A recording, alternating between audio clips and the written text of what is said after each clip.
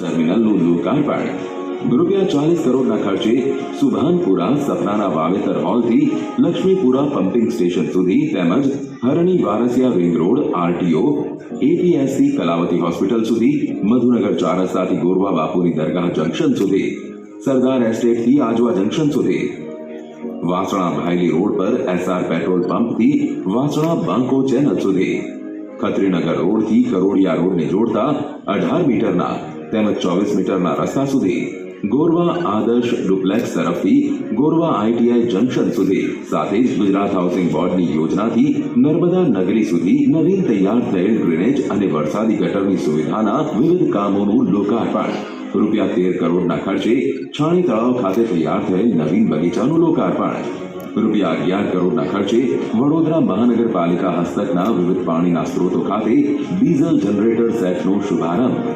રૂપિયા 7 કરોડના ખર્ચે વડોદરા મહાનગરપાલિકા હસ્તક વિવિધ સુએઝ પમ્પિંગ સ્ટેશન અને ટ્રીટમેન્ટ પ્લાન્ટમાં સ્કાડાની કામગીરીનો શુભારંભ.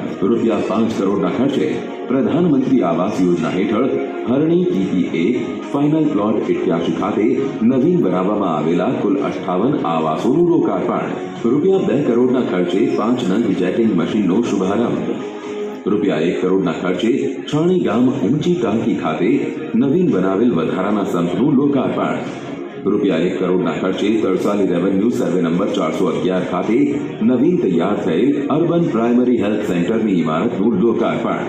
આ ઉપરાંત પાણી પુરવઠા પ્રોજેક્ટના રૂપિયા 264 કરોડના કુલ 10 કામોનું, ડ્રેનેજ પ્રોજેક્ટના રૂપિયા 141 કરોડના કુલ 4 કામોનું, રોડ પ્રોજેક્ટના રૂપિયા 110 કરોડના કુલ 26 કામોનું, બિલ્ડિંગ પ્રોજેક્ટના રૂપિયા 9 કરોડના કુલ 5 કામોનું તેમજ વરસાદી ગટર પ્રોજેક્ટના રૂપિયા 16 કરોડના કુલ 5 કામોનું ખાતમુહૂર્ત કરવામાં આવી રહ્યું છે.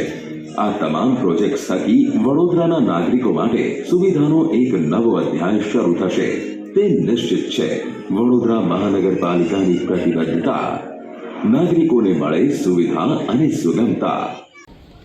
1072 કરોડ. હવે તમારે બધાએ કામ કેટલું કરવાનું છે કે આ જે કામ થાય છે એ 100% સારું થવું જોઈએ. સારું થવું જોઈએ એટલે એની ચોખવટ કરવાની છે. મારા હજુ આગળ ધ્યાન રાખીને કામ કરાવવાનું.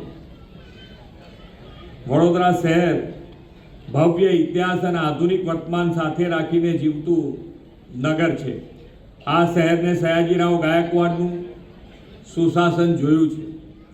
25મી ડિસેમ્બર એટલે શ્રદ્ધેય અટલ બિહારી વાજપેયીજીના જન્મ જયંતિના દિવસે આપણા વડાપ્રધાનશ્રીની પ્રેરણાથી આપણે સુશાસન દિવસ ગુડ ગવર્નન્સ ડે તરીકે ઉજવીએ છીએ. વડાપ્રધાનશ્રીના નેતૃત્વમાં ગુડ ગવર્નન્સથી ભારતભરના શહેરો સ્માર્ટ, ક્લીન, ગ્રીન અને મોડર્ન સિટી બનવા તરફ આગળ આગેકૂચ કરી રહ્યા છે. આપણે આયોજનબદ્ધ રીતે શહેરી વિકાસથી લોક સુખાકારી માટે બાગ બગીચા, ડ્રેનેજ, સારા રોડ રસ્તા, ઓવરબ્રિજ, અંડરબ્રિજ જેવા કામોથી ઇઝ ઓફ લિવિંગમાં વધારો કરી રહ્યા છે.